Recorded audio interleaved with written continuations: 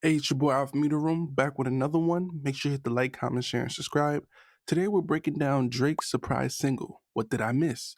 Focusing on verse 1, 2, and 3, which is filled with disses to LeBron James, DeMar DeRozan, and even The Weeknd. The song was previewed with a music video of the unmixed version with the eeriest visuals in the video. Guns, ice block measurements, a heavy-duty truck. And it leaves one asking, is Drake subliminally hinting at violence again? A la I'm Upset and Mob Ties? Let's dive in. I don't give a fuck if you love me. I don't give a fuck If you like me, asking me how did it feel? Can't say it didn't surprise me. Last time I looked on my right, you niggas was standing beside me. How can some people I love hang around pussies who try me? Let's go. Drake opens up with a double-edged hook. His disdain for likes and love, but also his genuine shock at betrayal. That rising tension in the delivery is like classic Drake, but you hear it's pretty heavy. He's not just flexing, he's clearly hurting. And if I was to place this about one person, it would be LeBron James. That shit stank, don't it? Ugh. Who Drake adamantly loved, but for some odd reason has gone out of his way to show his allegiance to Kendrick Lamar, which simply leaves Drake asking, what did I miss? Let's go. I'm whipping around on like 600 acres. Let's go. Let's go. Let's go. You niggas just better not ask for no favor. Let's go. Let's go. Let's go. Opening the verse, we believe this could be a double entendre. On one hand, it's a nod to Drake's massive mansion just an hour outside of Houston, estimated at 313 acres. But why double that number? That's where the speculation starts. It might also be a subtle play on the name 600 Breezy, who once dropped an Iceman-themed album of his own. Drake could be referencing both his dominance and the cold energy tied to certain gangsta affiliations like Jay Prince. Then he makes it crystal clear he's done doing favors. Hopping on your track just to help you get popping? Yeah, that era's over. Oh, it's love for my brothers and debt to a traitor. Let's go. She might decide to say no to me now, but say yes to me later. Let's go. Her ass is all natty like Florida Gator. Let's go. This one's as crystal clear as Glass House. Drake is saying he wishes death on those who switching sides, like LeBron James, DeRozan, Rick Ross, etc., and shows love to his true brothers like Steph, KD, and OVO Mall. He also touches on rejection and the power of patience, saying even if she had said no before, he could still get a yes later. A subtle entendre suggesting that even though he lost to Kendrick, he'll rise to the top again. Pun fully intended. He ends the scheme with a Wild Yams reference, calling her behind a national champion, just like the Florida Gators. Damn! Who recently won the NCAA title. It's a slick basketball punchline that proves he's not only tapped into the game, but also doubling down on his shots at LeBron and possibly DeRozan, using the sports as a metaphor and a direct message. You switch on the guys and supported a hater. Let's go. What's the get back for niggas is TBD. I look at this shit like a BTC. Could be down this week and I'm up next week. After that basketball reference, Drake makes it clear this is aimed at a hooper or hoopers who switch sides. Someone who once rocked with Drake and the OVO team, but now supports someone who's clearly hating on him, Kendrick Lamar. Video surface of LeBron, even on his birthday, rapping Kendrick's Man at the Garden, word for word. Showing just how deeply he's in line with the other side, Drake wraps the verse up with a slick Bitcoin reference, comparing loyalty to Bitcoin's validity. One week it's up, the next week it's down.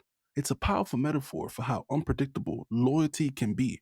And once again, he circles back to the earlier theme, rejection into acceptance, being counted out, only to come back and win later. Drake reminding us that this is far from over. Whoa! Woo! Yeah! Who's up for round 2? Niggas get punched in the face with some TLC shit on a dead guy. Some TLC shit cause my nigga, you gon' need a chili ice pack for your left eye. I'm back in your city tonight, walking around with my head high. I saw bro end up pop out with Denver and did Ryan Gangsta's headlines. This is my favorite verse from the track, mainly because of how raw and straightforward it is. The line TLC shit flips the meaning of tender love and care in the iconic R&B group TLC into a violent irony. Instead of healing hands, Drake's implying a beatdown. It's TLC as a backronym for pain. Then he says, on the dead guys, As a direct jab at Kendrick Lamar's theatrical line, "I see dead people," I see dead people. from Not Like Us, which itself samples The Sixth Sense. By flipping it to dead guys, Drake mocks the ghostly theme and positions himself as the one throwing punches, not seeing spirits or ghosts. Now he keeps the TLC pun going. After the punch, you'll need some real TLC to ice that swollen eye, or basically some tender love and care to ice that swollen eye. The Chili Ice Pack line connects back to the Iceman branding from his live stream and cleverly name drops TLC member Chili, aka Rosanna Thomas. It's both a threat and a branding flex at the same time. "I'm back in your city tonight, walking around with my head high." That's Drake talking confidence, saying he's moving boldly through enemy territory. Is he in Kendrick Lamar's city? Or could this be aimed at The Weeknd? Because from what we know, Drake hasn't been spotted in Compton or even California recently, but the message is loud and clear. This dude is not hiding. Where are you? Drake said, "I saw bro went to pop out with them, but been derouting gangs since headline." That line cuts deep. Pop Out was the name of Kendrick Lamar's massive Juneteenth 2024 show, Ken and Friends, where he performed Not Like Us around 5 times in a row. It wasn't just a concert, it was more of like a victory lap, a moment of unity across LA gangs and a flex of citywide sport. Drake calls out a bro who showed up at the event, widely speculated to be either NBA figure LeBron James or DeMar DeRozan. But given LeBron's long public relationship or friendship with Drake, this sounds like a direct shot. And honestly, most of this track feels like it's aimed at LeBron. But then there's like a follow-up. Been derouting gangs since headlines. Drake is pointing out that LeBron, or maybe even DeRozan, has been riding his wave since way back. Headlines dropped in 2011, but it goes even further back. Drake was in 2009 track Forever, which was themed after LeBron's documentary More Than a Game that same year. But also that same year, DeRozan got drafted to the Toronto Raptors. So yeah, both names are on the board. But the tone, the history, and the betrayal Drake seems to feel, it sounded like Bron caught the full clip. Say hello to my little friend. It feels like nobody's there until you start giving out two tones. And nobody cares until they're in front of your tombstone. Y'all been on that type of timing for too long. Iceman, Tiffany, Bluestones, I done made plenty shit right at a two wrong shit. Let's go. Now, when Drake says nobody's there, he's basically calling out the cold truth. No loyalty, no real support, no friends in the industry. Unless there's profit to be made. Then he pivots to the two tones, a nod to the two-tone Rolex he's famous for gifting. Yet there's a double entendre. Perhaps he's talking about giving out his time, his energy, and love, only to have it valued once it carries a price tag. Next, he stares down death itself, mocking how people wait until you're gone to call you a legend. A lot like XXXTentacion, Nipsey Hussle, or even PNB Rock. While he's alive and active, they throw shade or stay silent. Once he dies, they'll be sprinkling flowers on his grave. That loneliness at the top and that shallow side of fame, all wrapped into one, is basically what Drake is saying. Then comes the call out. Y'all been on that type of timing for too long? That type of timing is clout chasing, fake love, jumping on trends way too late, or when it's safe. It's not just personal, it's a generational critique of an industry built on post-Prometheus praise.